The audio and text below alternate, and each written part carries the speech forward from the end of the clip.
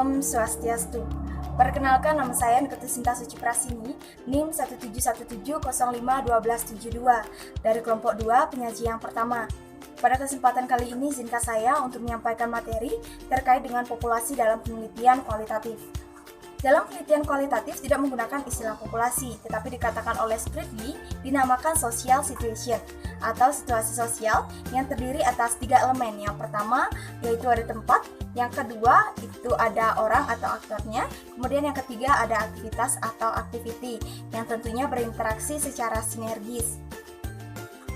Situasi sosial tersebut contohnya seperti di rumah, seperti keluarga dan aktivitasnya, kemudian ada orang-orang di sudut jalan yang sedang mengobrol, dan lain sebagainya. Situasi sosial tersebut dapat dinyatakan sebagai objek penelitian yang ingin diketahui apa yang terjadi di dalamnya. Seperti itu. Pada situasi sosial atau objek penelitian ini, peneliti dapat mengamati secara mendalam aktivitas atau activity, orang-orang atau aktor, dan tempat terjadinya penelitian tersebut, seperti itu. Jadi sebenarnya objek penelitian kualitatif juga bukan semata-mata situasi sosial yang terdiri hanya dari 3 elemen tersebut saja, tetapi juga bisa berupa peristiwa alam, tumbuh-tumbuhan, binatang, kendaraan, dan lain sebagainya. Seorang peneliti dapat mengamati secara mendalam tentang perkembangan tumbuh-tumbuhan tertentu, kinerja mesin, menelusuri rusaknya alam. Itu juga merupakan sebuah proses dari penelitian kualitatif. Kemudian kita lanjut ke dalam gambar dari situasi sosial. Nah, gambar situasi sosial tersebut dapat digambarkan seperti bentuk segitiga ataupun piramida, yang di dalam dari piramida tersebut terdapat situasi sosial, kemudian yang menduduki posisi teratas yaitu ada tempat atau place, kemudian di posisi kanan dan kiri itu sejajar antara aktor atau orang dan activity atau aktivitasnya. Nah, jadi kenapa sih di dalam penelitian kualitatif tidak menggunakan populasi?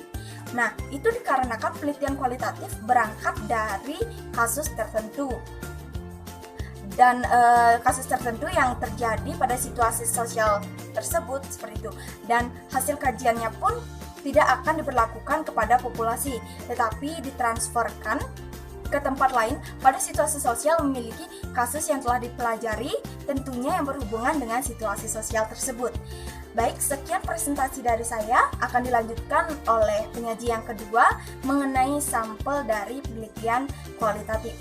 Saya tutup dengan Param Santi, Om Santi, Santi, Santi Om. Terima kasih.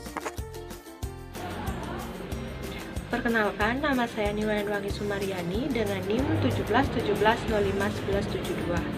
Pada kesempatan ini, saya akan melanjutkan presentasi dari rekan saya, yaitu mengenai sampel dalam penelitian kualitatif. Sampel adalah bagian dari jenis karakteristik yang dimiliki oleh populasi. Pengambilan sampel dapat dilakukan apabila dalam penelitian terdapat jumlah populasi yang besar. Dapat juga dilakukan apabila peneliti-peneliti memiliki keterbatasan, baik itu keterbatasan dalam hal waktu, tenaga, maupun biaya. Kriteria dari sampel ini haruslah bersifat representatif atau mewakili, sehingga data yang diambil dapat mewakili keseluruhan dari populasi yang ada. Apabila sampel tidak bersifat representatif, maka dapat dianalogikan seperti orang buta yang memberikan kesimpulan tentang seekor gajah. Orang pertama yang memegang telinga gajah akan beranggapan bahwa gajah itu seperti kipas. Orang kedua yang memegang badan gajah akan beranggapan bahwa gajah itu besar seperti tembok besar. Sedangkan orang terakhir yang memegang ekor gajah akan beranggapan bahwa gajah itu kecil seperti seutas tali. Nah, begitulah jika sampel diambil tidak representatif, maka akan sama seperti 3 orang buta tadi yang memberikan kesimpulan salah tentang gajah. Nah, sampel dalam penelitian kualitatif itu sendiri adalah dokumen-dokumen, kejadian maupun peristiwa-peristiwa yang ditetapkan oleh peneliti untuk diamati, diwawancarai, dan diobservasi yang dianggap memiliki kesamaan dalam hal masalah penelitian. Sampel dalam penelitian kualitatif tidak disebut dengan responden, melainkan informan, narasumber, teman, maupun guru dalam penelitian.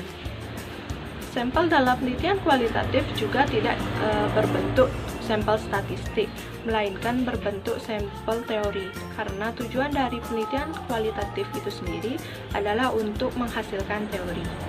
Baik, sekian presentasi yang dapat saya paparkan. Selanjutnya akan dilanjutkan oleh rekan saya.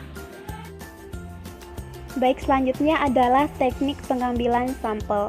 Dari pengertiannya, teknik pengambilan sampel itu adalah bagaimana kita sebagai peneliti menentukan subjek atau objek yang akan kita teliti dan dimasukkan dalam hasil penelitian. Nah, jadi secara lebih mendalam, teknik pengambilan sampel dalam penelitian kualitatif itu tidak seluas pengambilan sampel dari teknik kuantitatif, karena yang akan diambil sampelnya dalam penelitian kualitatif itu mengarah kepada fenomena-fenomena sosial yang terjadi di masyarakat dan menyasar kepada objek yang akan kita teliti. Nah, jadi bisa kita telaah bahwa generalisasi dalam penelitian kualitatif menggunakan sampel ini tentu sangat banyak, karena kita akan mendalami secara lebih luas mengenai karakteristik, kemudian hal-hal atau kejadian sosial yang terjadi. Nah, menurut dari penelitian yang dilakukan oleh Sugiono tahun 2003, dari penelitian kualitatif ini, teknik pengambilan sampel yang paling sering digunakan adalah dengan menggunakan purposive sampling dan juga snowball sampling. Nah, dari teknik ini adalah bagaimana kita mampu mencari informasi dalam penelitian ini secara lebih akurat dengan menentukan objek-objek dari populasi. Misalkan kita akan mengamati kejadian-kejadian sosial dari suatu masyarakat di suatu daerah. Contohnya saja, dalam suatu daerah A itu terdapat 500 penduduk. Nah, dari 500 penduduk itu tentu ada generalisasi atau heterogen yang tidak sama. Dari hal tersebut kita bisa ambil sampel, misalnya masyarakat untuk jenis kelamin perempuan dan juga laki-laki itu sebanyak 50 orang. Jadi sasaran kita jelas itu adalah 50 orang. Jadi dari 50 orang itu tentu kita sudah seleksi kira-kira pihaknya ini apakah mampu memberikan informasi yang sesuai dengan harapan si peneliti. Apakah kita mampu menggali informasi secara lebih luas. Nah, kemudian juga dari penelitian Burhan-Burgin tahun 2017 itu juga menyebutkan bahwa hal utama dalam penelitian menggunakan teknik sampel ini adalah bagaimana kita mampu mencari pihak kunci informan atau pihak yang memberikan informasi secara mendalam kepada peneliti dengan mengambil sampel yang sesuai. Kuncinya di sini adalah key informant. Nah, dari hal tersebut bisa kita simpulkan bahwa teknik penelitian menggunakan sampel ini adalah bagaimana kita bisa menentukan sampel yang sesuai dengan kebutuhan penelitian dan mampu memberikan informasi secara akurat, akuntabel, dan juga terpercaya. Terima kasih. Om Swastiastu. Perkenalkan, nama saya Putu Andika Pratnya Permana dengan NIM 1717051145. Di sini saya akan melanjutkan presentasi dari teman saya. Nah, teknik pengumpulan data dalam metode penelitian kualitatif menggunakan sampel yang terdiri dari 4 bagian. Yang pertama itu adalah simple random sampling. Simple random sampling ini adalah sampel yang diambil secara acak tanpa memperhatikan strata yang ada dalam populasi tersebut. Cara ini digunakan biasanya bila anggota yang di dalam populasi tersebut bersifat homogen. Nah, yang kedua itu adalah proportional stratified random. Nah, teknik ini digunakan apabila ada anggota atau unsur yang dalam penelitian itu bersifat tidak homogen dan berstata secara proporsional. Yang ketiga ada cluster sampling. Teknik ini digunakan untuk menentukan sampel dari sebuah objek yang sangat luas. Misalnya penduduk dari suatu negara, provinsi ataupun kabupaten. Untuk menentukan menurut mana yang akan kita gunakan sampel, kita harus mengambilnya secara random. Teknik sampel dari daerah ini biasanya digunakan dalam 2 tahap.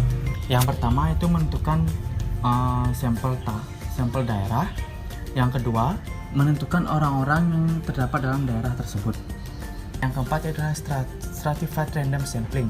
Nah, stratified random sampling adalah metode penarikan sampel berstrata yang artinya menggunakan prosedur penarikan yang bersifat secara acak dan ditarik dari setiap strata yang ada, yang kurang lebih sama dengan beberapa karakteristik. Om Swastiastu. Di sini saya akan menjelaskan mengenai metode penarikan sampel, di mana ada 7 metode penarikan sampel yang saya akan jelaskan 3 dan sisanya dijelaskan oleh teman saya.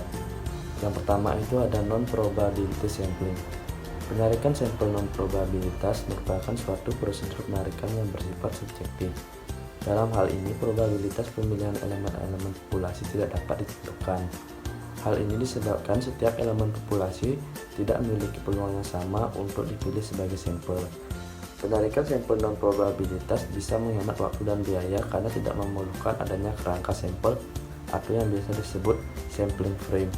Namun hasilnya bisa saja mengandung ketidakpastian dan bias. Misalnya dalam suatu penelitian yang dilakukan pada pengunjung mall, ada beberapa metode non-probability sampling. Yang pertama itu ada systematic sampling, yang kedua ada area sampling, yang ketiga ada convenience sampling, yang keempat ada judgmental sampling, yang kelima ada quota sampling. Lanjut yang kedua yaitu ada snowball sampling. Snowball sampling adalah teknik pengambilan sampel yang tidak memberi peluang atau kesempatan bagi setiap unsur atau anggota populasi untuk dipilih menjadi suatu sampel. Snowball sampling ditentukan berdasarkan jumlah kecil, kemudian membesar. Contohnya seperti ibarat bola salju yang mengeliling yang lama-lama menjadi besar. Dalam penentuan sampel, pertama-tama dipilih 1 atau 2 orang. Tetapi karena dengan 2 orang ini belum merasa lengkap terhadap data yang diberikan, maka peneliti mencari orang lain yang dipandang lebih tahu dan dapat melengkapi data yang diberikan oleh 2 orang sebelumnya. Begitu seterusnya, sehingga jumlah sampel akan menjadi semakin banyak. Lanjut yang ketiga yaitu ada sampling sistematis. Sampling sistematis adalah teknik pengambilan sampel berdasarkan urutan dari anggota populasi yang telah diberi nomor urut, misalnya diambil dari nomor ganjil saja. Demikian yang bisa saya sampaikan. Presentasi akan dilanjutkan oleh teman saya. Perkenalkan, nama saya Luhrosi Pratiwi. Saya akan melanjutkan penjelasan dari rekan saya. Nah, selanjutnya mengenai sampling kuota teknik, di mana sampling kuota teknik ini merupakan suatu teknik penentuan sampel dari populasi yang memiliki ciri-ciri tertentu sampai kuota yang diinginkan atau sampai batas kuota yang terpenuhi.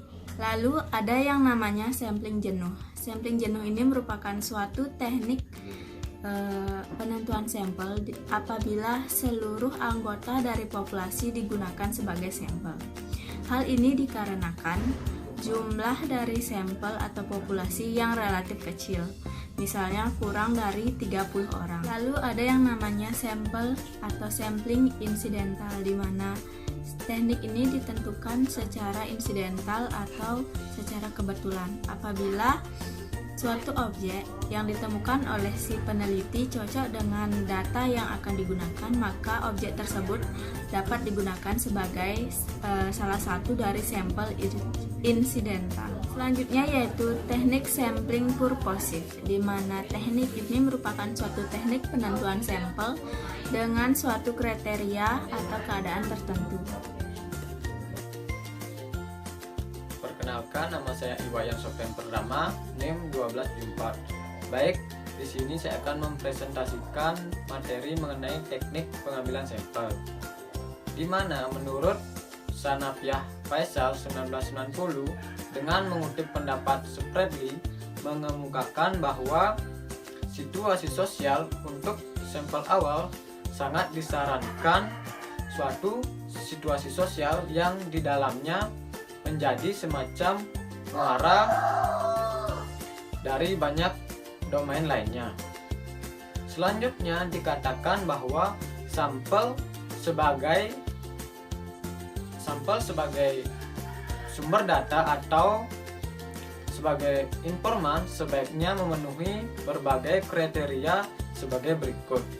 Yang pertama, mereka yang menguasai atau memahami sesuatu hal dalam proses enkulturasi sehingga sesuatu itu tidak hanya diketahui tetapi dihayati. Yang kedua, mereka yang masih atau tergolong sedang berkecimpung atau terlibat pada kegiatan yang pernah diteliti. Yang ketiga, mereka yang mempunyai waktu yang memadai yang dimintai informasi. Yang keempat, mereka yang tidak cenderung menyampaikan informasi hasil kemasan sendiri. Yang terakhir, mereka yang cenderung awal mulanya asing dengan peneliti sehingga mereka menggairahkan untuk menjadikan semacam guru atau narasumber. Jadi kepedulian kami bagi peneliti kualitatif adalah tuntasnya perolehan dari keragaman variasi yang ada, tidak banyaknya data. Sekian pemaparan materi dari saya. Jika ada salah kata, saya mohon maaf. Saya ucapkan terima kasih.